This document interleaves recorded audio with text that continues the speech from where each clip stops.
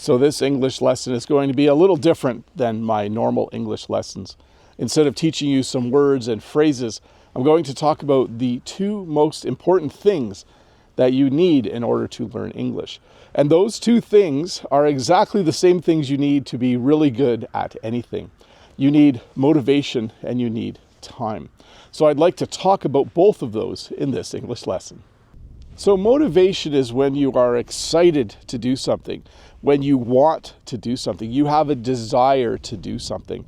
And when you're learning English, it's important to stay motivated. It's important that you are excited to learn English. So I want to give you two tips, two little things you can do to help you stay motivated. The first thing you can do, I think I would call this the picture on the wall or paper on the wall method. What I would do is this. If you are learning English because you're going to go on a trip to an English-speaking country, put a picture on the wall somewhere in your house of a city in that country so that whenever you walk by it, you're reminded that in the future, you're going to be speaking English. If you are going to take an English test in 3 months, print out the little confirmation of that English test and paste that on the wall somewhere so that every time you walk by it, you remember that you have that test coming up. So tip number one for staying motivated, put something in a highly visible place on a wall in your house or apartment. So when you walk by it, you look at it and think, oh, I'm going to be going to England. I better practice my English. Or, oh, I have that test in a few months. I better practice my English. So tip number one for staying motivated, put something on the wall that you see all the time. The second thing you can do to keep yourself motivated is something that I call making your future self happy. If you think about yourself in 1 year or in 2 years, you hopefully think that you will know a lot more English. And in order to make your future self happy, you have to do the work today or this week or this month. You have to make sure you keep studying so that someday your future self is really, really happy. I look at this like giving a gift to yourself, a gift from the past to you in the future. When I look at my YouTube channel, there are days when I don't feel like making a video. It's rare, but it happens. And that's what I often think of to stay motivated. I think I want to make sure my future self is happy in the future. I want the Bob a year from now to look back and be thankful that the Bob on this day, I think it's March 3rd, actually went outside and made a video. So that's the second thing you can do to stay motivated. Do it because you want to give the gift to your future self of knowing more English. Study today so that your future self is happy. So the second important thing for learning English is time. And I have a couple of things that I want to talk to you about when it comes to spending time learning English. The first thing I would suggest is this. You should probably be spending time twice a day learning English. You should probably spend some time in the early morning when your mind is fresh.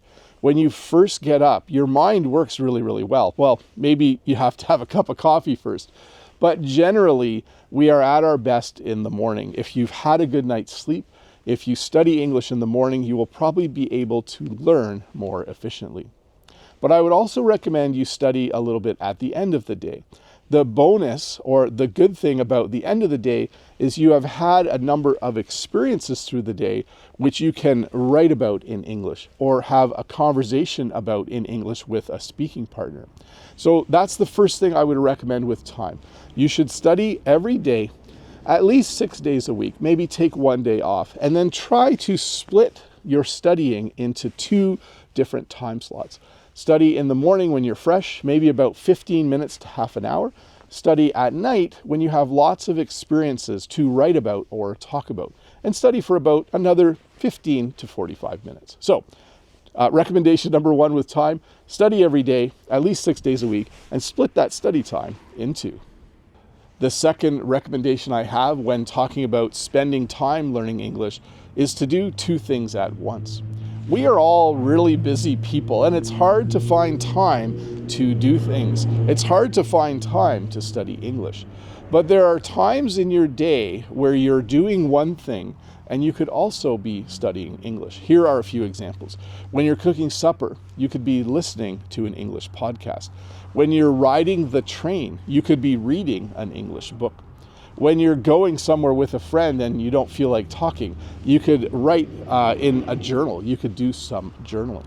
So think about the times in your day when you're doing one important thing, but you could also be listening to some English or maybe doing some English reading.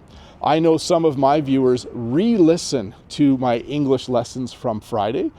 They re-listen to it while they're making supper, while they're cleaning the house, while they're riding on the bus, while they're driving in their car. So think about your week. Think about all the times where you're doing something where you could also be learning English, and then learn some English in that time slot.